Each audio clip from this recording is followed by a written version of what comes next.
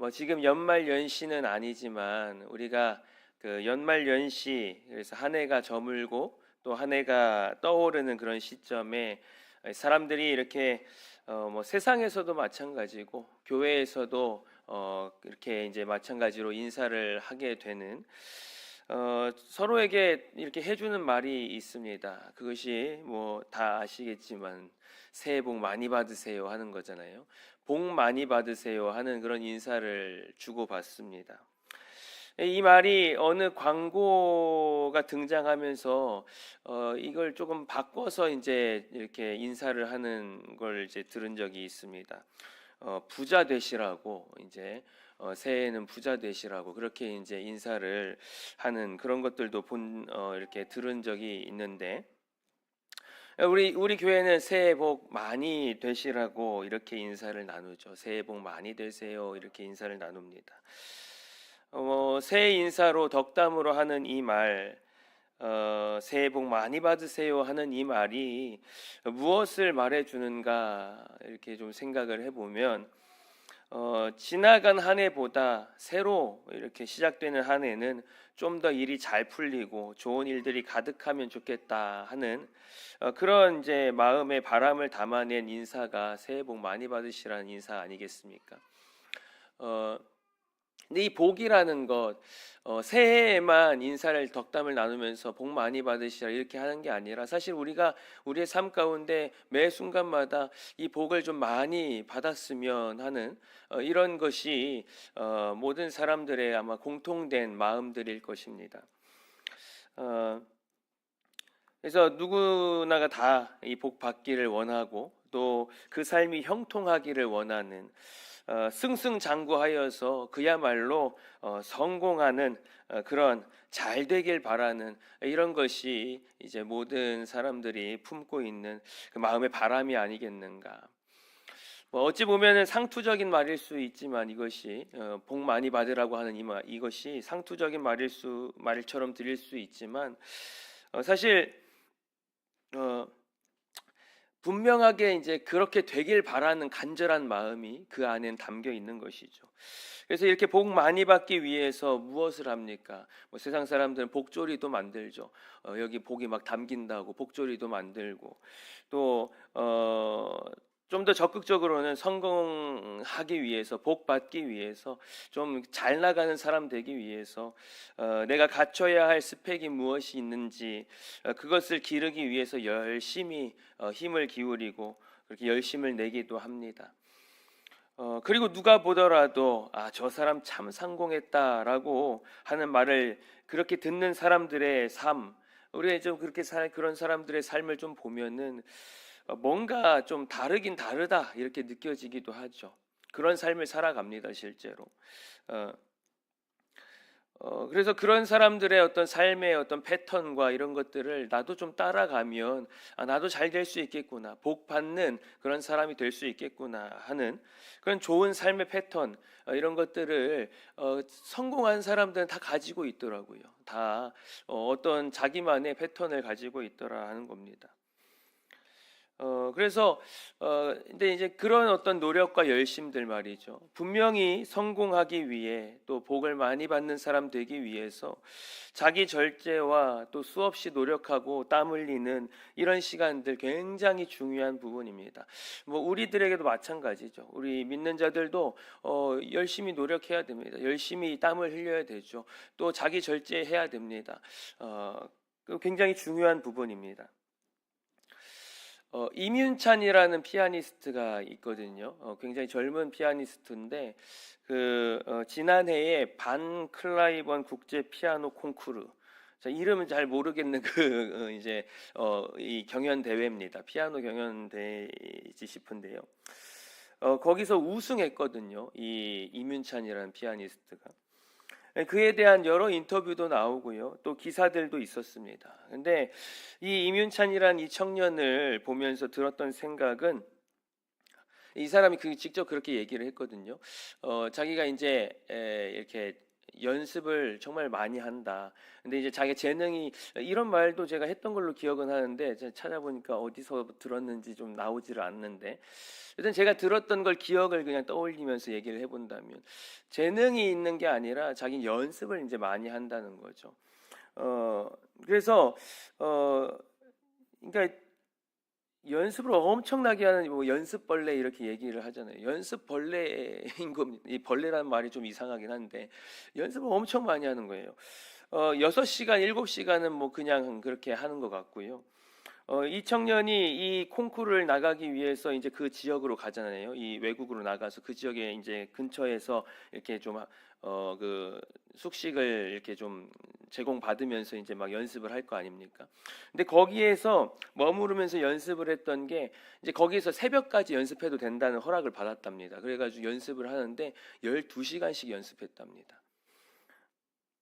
그렇게 해가지고 이제 극찬을 했거든요. 많은 이제 그 평론하는 사람들이 그 심사위원들이 정말 극찬을 하면서 이제 많은 악기들과 같이 이렇게 오케스트라 이렇게 합주를 하면서 하는데 이 지휘자도 막 감탄을 하면서 지휘를 합니다. 그 영상을 보면은 정말 뭐 그게 눈물을 약간 글썽이는 있는 건지 모르겠는데 정말 그런 감동을 받으면서 같이 호흡하면서 이렇게 연주를 하는 그런 모습들을 봤거든요.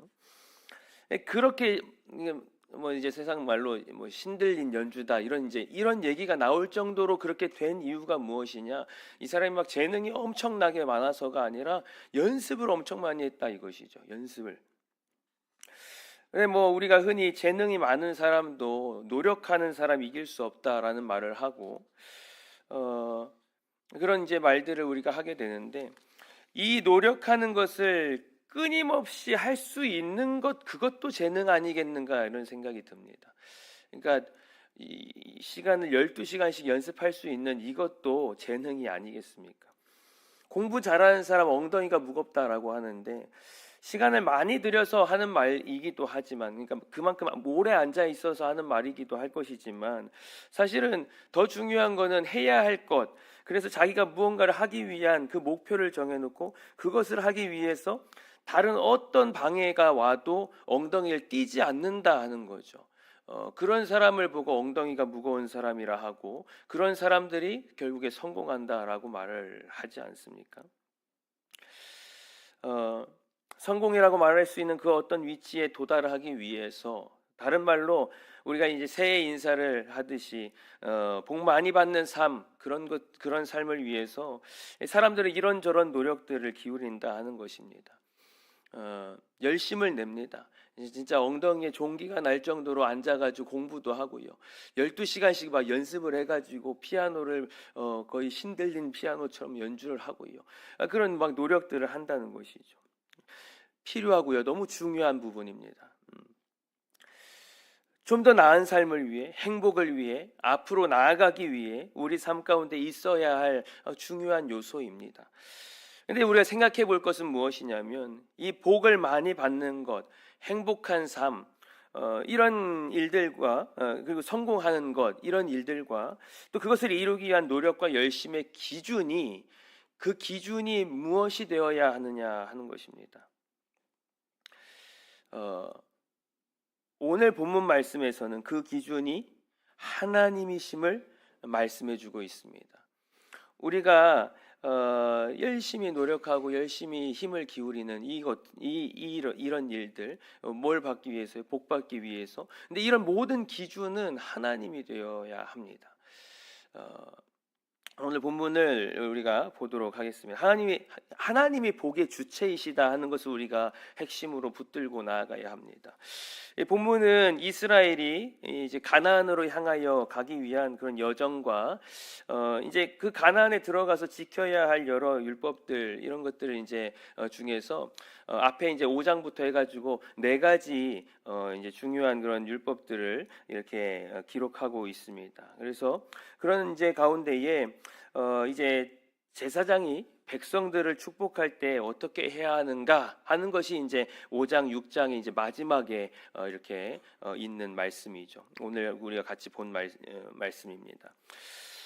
제사장이 아론과 그 아들들 말입니다. 이 제사장들이 백성들을 이제 축복하라 하시는데 하나님께서 이제 아론과 그 아들들에게 이스라엘 자손을 어떻게 축복해야 할 것인지에 대해서 모세에게 이제 그들에게 가서 말해주라고 그렇게 이제 모세에게 일러주고 있습니다.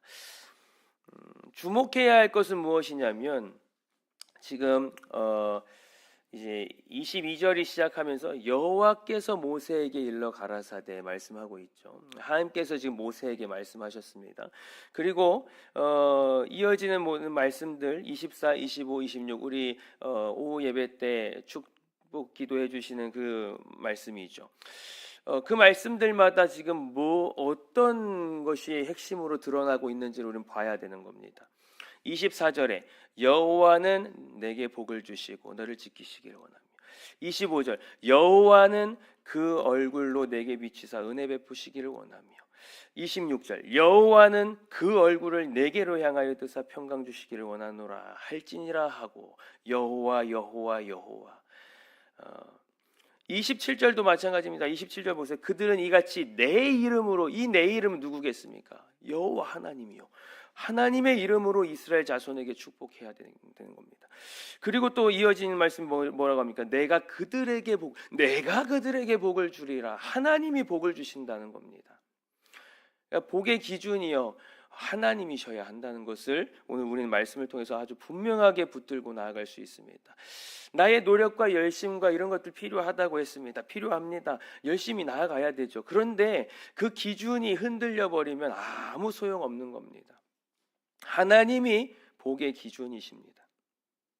오늘 말씀을 보면요 여호와는 내게 복을 주시고 너를 지키시기를 원하며 말씀했는데 그 다음 말씀은요 조금 더 나아갑니다. 여호와 하나님께서 얼굴을 우리에게 비추신다고 말씀을 하시죠. 얼굴을 우리에게 비추신다. 그리고 또 더 나아가서 26절에는 그 얼굴을 우리를 향해서 적극적으로 들어서 우리를 보신다는 겁니다. 점차 점진적으로요 복 주시겠다고 하시는 이 말씀들을 더 강하게 내가 복 주겠다고 그렇게 말씀을 하고 있습니다. 하나님께서 복을 주시겠다고 말씀하시는 것이죠. 지금 복을 주시고자 계속 말씀하십니다. 하나님께서 복을 주시고자. 그러니까 무슨 말이냐면 나 반드시 복 주겠다 이 말씀입니다. 우리에게 복을 주시는데 반드시 복을 주시겠다는 겁니다. 그렇게 하나님께서는 우리에게 복을 주시기를 원하시는 하나님.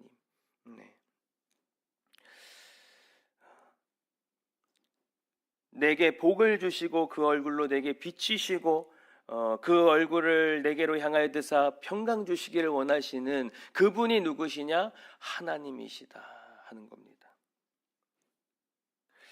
제사장인 아론과 그 아들들이 이것을 대언하여서 선포하지만 그 복의 주체는 누구시다? 하나님이시다 하는 사실, 그것을 우리가 붙들어야 하는 것이죠.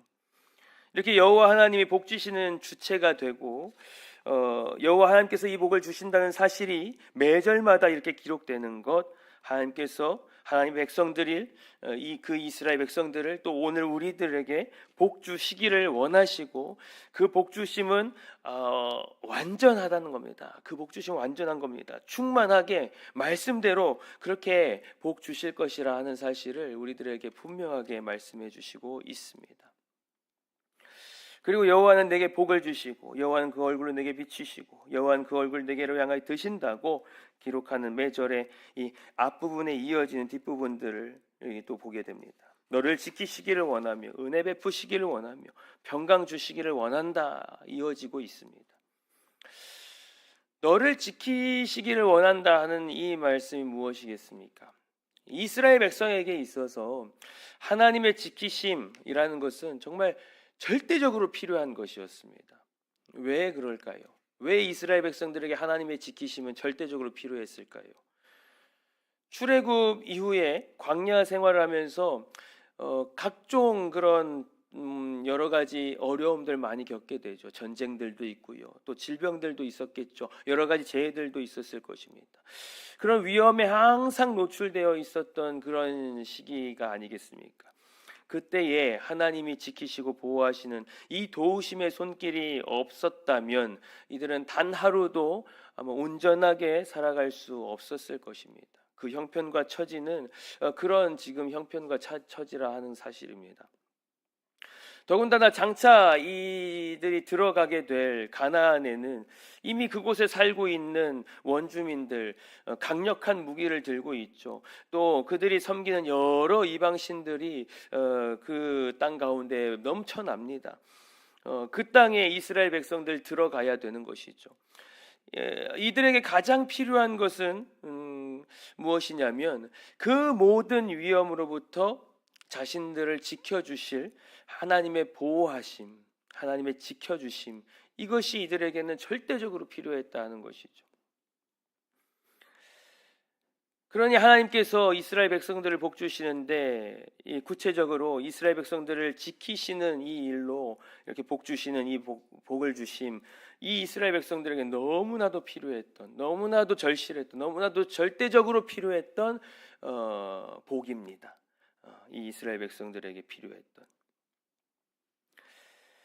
하나님의 은혜는 이스라엘 백성들에게만 주어지는 것이 아니죠. 오늘 우리의 삶을, 오늘 우리가 살아가는 삶 말입니다. 삶을 이렇게 볼 때에 믿음으로 살지 못하게 하는 온갖 것들이 넘쳐나는 이 시대를 우리가 살아가고 있지 않습니까? 그런 우리들에게도 동일하게 이 하나님의 복 주시는 이 은혜, 지키시는 이 은혜는 우리들에게도 동일하게 임하여야 할 너무나도 중대한 그런 복이라 하는 사실입니다. 우리가 만나게 되는 어려움이 경제적인 어려움 또는 질병에 의한 어려움, 이런 것들도 있을 것입니다. 이 일들 또한 참 우리를 힘겹게 만드는 어려움들이죠. 분명히 우리를 힘들게 만들고 어렵게 하는 일들입니다. 그러나 하나님의 자녀된 우리에게 더 큰 어려움이 있다면 그것은 그러니까 이 지금 어떤 경제적인 어려움, 질병의 어려움보다 더 큰 어려움 말입니다. 더 큰 고통을 가져다주는 그 문제가 있다면 그것은 무엇이냐면 하나님의 자녀로 순결하고 바르게 살기 어렵게 그렇게 만드는 이 방탕하고 이 무너진 이 세상에서 우리가 살아간다 하는 이 사실입니다. 우리가 온전한 믿음을 지켜가기에 심히 어렵고 힘든 시대이라 하는 사실입니다. 이스라엘 백성들이 지킴받아야 할 가장 중대한 문제도 바로 그런 문제 아니었겠습니까? 가나안의 음란하고 무너질 대로 무너진, 그런데 그 무너진 것을 아무렇지도 않게 여기는 그 이방 족속들의 그 삶의 모습들, 그 문화와 그런 태도들, 이 모든 것들, 그 땅에서 하나님의 백성으로서 정체성을 분명하게 붙들고 나아가는 것이 이들이 나아가야 할 방향이었습니다. 그러니까 이들에게 있어서는 하나님이 지키시는 그 복이 없으면 안 되는 것이죠. 너무나도 심각한 문제였던 것입니다. 이 이스라엘 백성들에게 하나님이 나를 지켜주시지 않는다? 그거는 끝나는 겁니다. 끝나는 거. 오늘 우리에게도 이런 유혹들이 있지 않습니까? 성경적으로 사는 거, 그거 얼마나 지루하냐. 성경대로 사는 것이 얼마나 고리타분하냐. 주일마다 교회 가서 그렇게 봉사하고 섬기고 하는 거, 그거 얼마나 힘든 일이냐라고 한다는 것이죠. 보라, 여기 얼마나 휘황찬란한 것들이 많으냐. 봐봐, 한번 여기 엄청난 것들이 있잖아 라고 하는 것입니다. 여기에 우리의 정신을 아주 쏙 빼놓을 만한 그런 즐겁고 달콤한 것들이 여기 널려 있다고, 이거 보라고 하는 겁니다. 그렇게 우리를 미혹하며 이게 재미 아니냐, 야, 교회를 그렇게 가 라고 미혹을 한다는 것이죠. 우리는 이런 미혹에 더 많이 노출되어 있는 것은 우리 청년들이고요. 이 미혹에 더 많이 노출되어 있는 것은 우리 중고등부 학생들이고요. 우리 다음 세대들입니다. 이 다음 세대들은 이 위험 요소들에 너무나도 많이 노출된 시대를 살고 있습니다. 근데 다음 세대들만일까요? 오늘 우리들도 이런 유혹과 미혹, 이것과 또 다른 어떤 유혹과 미혹들이 찾아오지 않습니까? 그런 삶 가운데에 있는 우리들 말이죠. 그런 우리들, 하나님의 복 주심, 하나님께서 지키시겠다고 하시는, 보호하여 주시는 이 복을 우리는 받아야 하는 것입니다. 이 복이 없으면 우리는 정말 소망이 없는 자들입니다. 하나님께서 지키시면요, 당장은 힘들 수 있죠. 당장은 좀 어려울 수 있어요. 왜냐하면 하나님 뜻대로 살려고 하는 거니까요. 그렇게 살아가는 걸 마귀는 제일 싫어하니까요. 세상은 그렇게 살아가는 하나님의 사람들 제일 싫어하고 그걸 무너뜨리려고 하는 게 세상이니까요. 조금은 힘들 수 있습니다. 하나님의 지키심 그 가운데에서 우리가 나아간다는 것이 지금 당장은 보여지는 현실은 어려울 수 있고요. 조금 괴로울 수 있겠죠. 그런데 그 걸음을 걸어가는 우리들에게는 실패는 없는 겁니다. 그 걸음을 걸어가는 우리들을 무너지게 하는 것은 없다 하는 것이죠. 우리는 하나님이 복 주시는, 왜 지키시고 보호하시는 이 복으로 살아가는 오늘 우리의 삶이 되어야 할 것입니다. 복을 누가 주십니까? 하나님이 주십니다. 그 하나님이 주시는 이 복으로 우리가 살아가야 하는 것이죠. 25절 말씀도 보면 여호와는 그 얼굴로 내게 비치사 은혜 베푸시기를 원하며, 여호와 하나님의 그 영광이 비추어지면요, 그 하나님의 부으시는 은혜를 잊게 되는 것입니다. 하나님께서 그 얼굴로 우리를 마주하여 보시는 거죠. 은혜 베푸시기를 원하십니다. 우리들에게 하나님의 영광이 비추입니다. 하나님께서 은혜를 베푸시고자 그 얼굴로 우리를 향해 비추시는 것입니다. 하나님의 영광이 그 얼굴이 우리를 비추게 되면은 당연히 어두움은 물러가게 돼 있습니다. 어두움은 물러갑니다. 더 나아가서 무지한 우리의 삶 말입니다. 무지한 우리 삶 무엇입니까? 하나님과 멀어지고 점점 더 하나님과는 상관없는 삶을 살아가고 하나님께로부터 등을 돌린 이런 삶, 이런 무지한 삶 말입니다. 요게 무지한 삶이 아니고 뭐겠어요? 하나님과 상관없는 삶을 살아가는 것, 하나님과 멀어진 삶을 살아가는 것, 이게 무지한 삶이죠. 이런 무지함과 이런 몽매한 이런 이 모습 가운데 이 하나님이 얼굴을 비추시면 이게 다 물러가는 겁니다. 새로운 소망으로 우리가 인도되어져 가는 것이죠. 하나님과 멀어지고 하나님과 상관없는 삶을 살며 하나님께로부터 등 돌리는 삶의 이 무지함은 사실 어떤 겁니까? 이 삶을 보고 이꼴 시키면 뭐가 되겠습니까?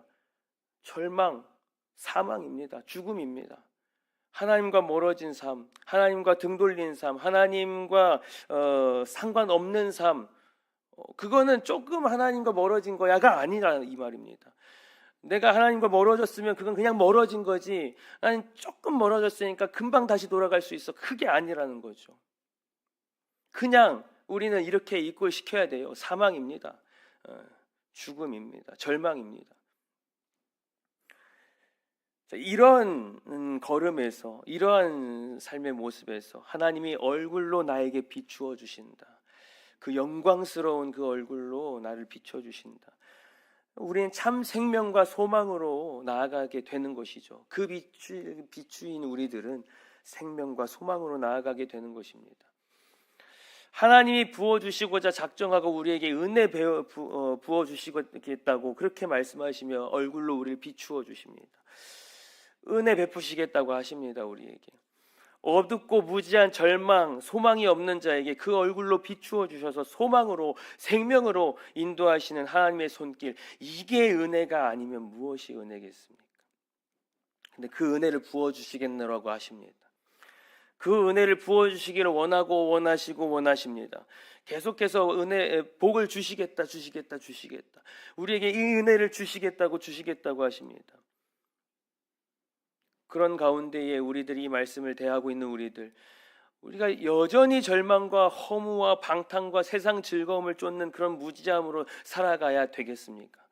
이렇게 하나님께서 우리에게 정말 간절한 마음으로 우리한테 복 주시겠다고 말씀하시는데, 우리에게 은혜를 주시겠다고 말씀하시는데, 우리가 걷고 있는 절망과 허무와 방탕과 세상의 즐거움과 쾌락과 이런 것들을 쫓고 있었던 그 걸음이라면 이제는 끊어내야 되는 것이죠. 그 끊어지게 만들어 주신 하나님이 얼굴을 비추어서 우리를 보실 때에, 그러니까 계속해서 우리가 중요하게 여겨야 되는 건 무엇이냐면 이 모든 것들의 주체는 하나님이시라는 겁니다. 하나님이 이 일들을 이루어 가십니다. 내가 복 받기 위해서 뭐 어떤 노력을 하겠습니까? 내가 은혜를 받기 위해서 어떤 노력을 할까요?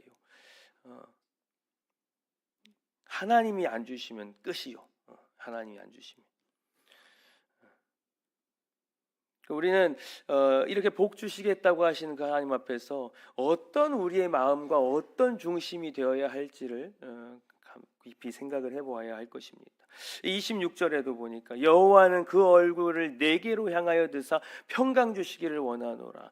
얼굴을 비추어 주셨는데 이제는 얼굴을 들어서 우리를 보십니다. 하나님께서 그렇게 얼굴을 향하신다는 것은 이제 그를 높이시겠다 하는 것이죠. 하나님이 그를 높이셔서 평강 주시겠다고 이렇게 말씀하십니다. 모든 전쟁과 기근과 재앙과 이런 모든 어려움과 환난과 어려운 모든 것들 가운데에서 지키시고 그 가운데에서 만족을 주시고 은혜를 주시겠다 하시는 것입니다. 여기서도 마찬가지로 주체는 하나님이시고요. 그러니까 이 하나님이 주신다 하는 사실을 절대로 잊어서는 안 될 것입니다. 하나님이 그를 높이시는 것입니다. 하나님이 높이시는 겁니다. 스스로 높아질 수 없습니다. 하나님이 높여주셔야 평강이 있는 것이고요. 하나님이 그 얼굴을 나에게로 향하여 드시는 거죠. 내가 하나님 고개 좀 들어주세요 이럴 수 없는 겁니다. 하나님이 우리를 향하여서 얼굴을 드시는 겁니다. 하나님께서 정말 의지적으로 말이죠. 그렇게 하시는 행동인 것입니다. 하나님의 이스라엘에 대한 우리에게 대한 크신 사랑이 이 안에는 아주 적극적으로 담겨 있습니다. 하나님이 우리에게 얼굴을 드셨다. 우리를 바라보신다는 것. 우리를 향한 그 크신 사랑을 이 안에 아주 풍성하게 담고 있는 것이죠. 이스라엘의 보호와 은혜를 베푸심과 평강을 주시는 모든 것이 하나님의 그 주권 아래 하나님이 주도하시는 그 가운데에서 이루어지는 것입니다. 이것을 제사장이 대언함으로써 이스라엘이 그 복을 받게 되는 것이죠. 하나님이 우리의 복의 주체이십니다. 하나님이 우리에게 은혜 내려주시는 주체이십니다. 그 하나님이 평강 주시는 주체이십니다. 그 사실을 붙들고 우리는 그 하나님 앞에서 우리가 어떤 모습으로 살아가야 할지를 깊이 고민해야 할 것입니다. 27절 말씀에 이제 마지막으로 이렇게 말씀을 하고 있죠. 제사장이 이제 축복을 마무리하면서 하나님께서 이렇게 말씀을 하십니다. 내 이름으로 이스라엘 자손에게 축복할지니 내 이름으로 여호와 하나님의 이름으로 축복을 하십니다. 전지전능하신 그 하나님의 그 창조주 되시는 하나님의 이름으로 도장을 찍어서 축복하여 주시겠다고 그렇게 말씀을 하십니다. 세상이 주는 뭐 기쁨과 즐거움 비할 바가 있겠습니까? 하나님이 도장 찍어서 그 하나님 우리에게 주시겠다고 하시는 복입니다. 또 다시 말씀합니다. 내가 그들에게 복을 주리라. 하나님께 복 받을 자로 우리가 서게 될 때에 하나님께서는 복 주시고 복 주시고 복 주시겠다고 그렇게 말씀해 주십니다. 반드시 주시겠다는 것이죠. 우리가 어떻게 서야 할까요? 하나님 앞에서. 우리 이 땅 가운데에서 우리를 미혹하고 우리를 흔들어 놓고 우리를 좌절하게 하고 낙심하게 하고 우리를 세상 어떤 즐거움 일시적인 그 즐거움과 그 쾌락과 이런 것들을 쫓게 만든 그 모든 것들을 쫓아가는 그런 삶을 살아야 하겠습니까? 아니면 하나님 말씀 앞에 이렇게 복 주시겠다고 말씀하신 주체가 되신 그 하나님의 말씀 앞에 우리가 무릎 꿇고 엎드려서 주시는 말씀 붙들고 복 받는 자의 삶을 살아가야 하겠습니까? 우리 분명한 결단을 가지고 하나님께서 주시는 복으로 살아가는 그런 우리들의 모습이 되어야 할 줄로 믿습니다. 그렇게 나아가는 우리의 걸음이 되기를 간절히 소망합니다.